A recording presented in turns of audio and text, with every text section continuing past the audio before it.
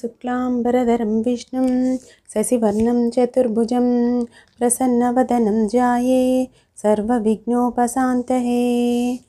కార్తీక పురాణం 11వ అధ్యాయం. మందరుడు పురాణ మహిమ.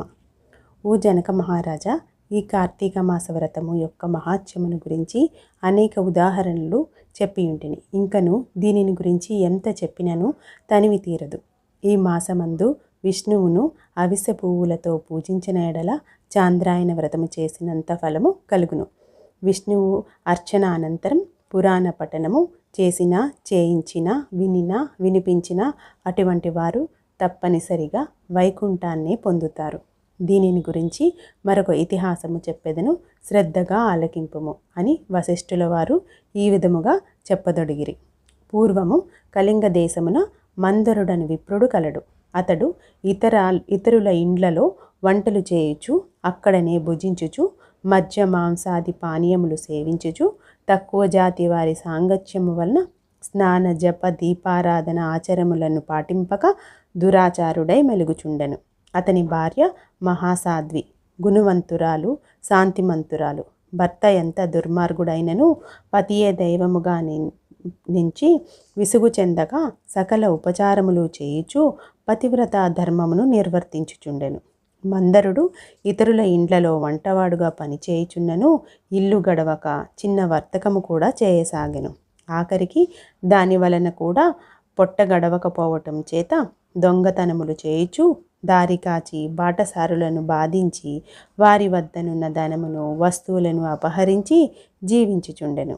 ఒక దినమున ఒక బ్రాహ్మణుడు అడవి దారిన బట్టి పోవుచుండనతనిని భయపెట్టి కొట్టి ధనమును అపహరించుచుండగా అక్కడ మరొక కిరాతకుడు వచ్చి ధనాశ చేత వారిద్దరిని చంపి ధనము మూట కట్టుకొని వచ్చుచుండెను.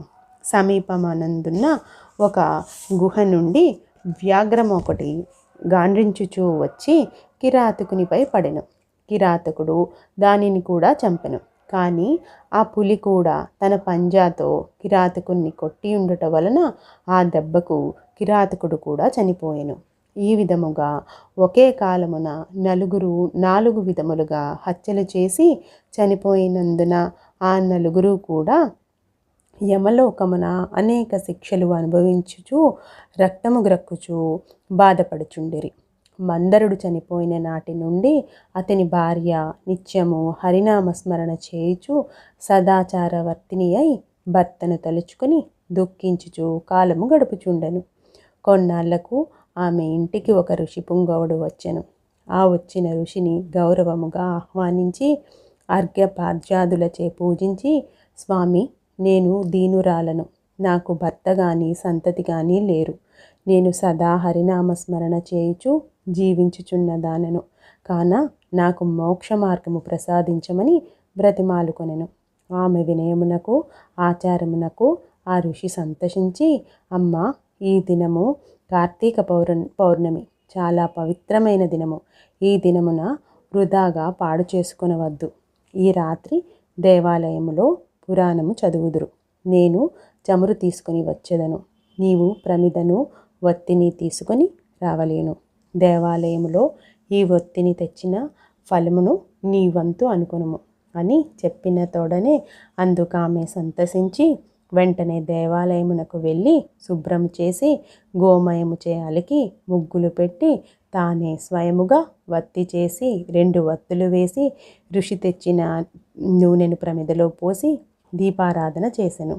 అటు తరువాత ఇంటికి వెడలి తనకు కనిపించిన వారికెల్లా ఆ రోజు రాత్రి ఆలయమందు జరుగు పురాణ కాలక్షేపమునకు రమ్మని చెప్పెను. ఆమె కూడా రాత్రి అంతయు పురాణమును వినెను. ఆనాటి నుండి ఆమె విష్ణు చింతనలో కాలము గడుపుచు కొంతకాలమునకు మరణించెను. ఆమె పుణ్యాత్మురాలగుటచే విష్ణుదూతలు వచ్చి విమానమెక్కించి వైకుంఠమునకు తీసుకొని పోయేరి. కానీ ఆమెకు పాపాత్ముడైన భర్తతో సహవాసము వలన కొంచెము దోషముండుట చేత మార్గమధ్యమున యమలోకమునకు తీసుకొని పోయేరి. అక్కడ నరకమందు మరి 3 బాధపడుచున్న తన భర్తను చూచి, ఓ విష్ణుదూతలారా, నా భర్త మరి 3 ఈ నరక బాధపడుచున్నారు కాన నా యందు దయ ఉంచి వారిని ఉద్ధరింపుడని ప్రాధేయపడెను. అంత విష్ణుదూతలు, అమ్మ, నీ భర్త బ్రాహ్మణుడై ఉండియు స్నాన సంధ్యాదులు మాని పాపాత్ముడైనాడు. రెండవ వాడు కూడా బ్రాహ్మణుడైనను అతడు కూడా ధనాస చేత ప్రాణహితుణ్ణి చంపి ధనము అపహరించెను. మూడవ వాడు వ్యాఘ్రము. నాలుగవ వాడు పూర్వము ద్రవిడ దేశమున బ్రాహ్మణుడై జన్మించెను. అనేక అత్యాచారములు చేసి 12 రోజున కూడా తైలలేపనము మధ్య మాంసభక్షణ చేసినాడు కాన పాపాత్ముడైనాడు. అందుకే ఈ నలుగురు నరక బాధలు పడుచున్నారు అని వారి చరిత్రలు చెప్పిరి.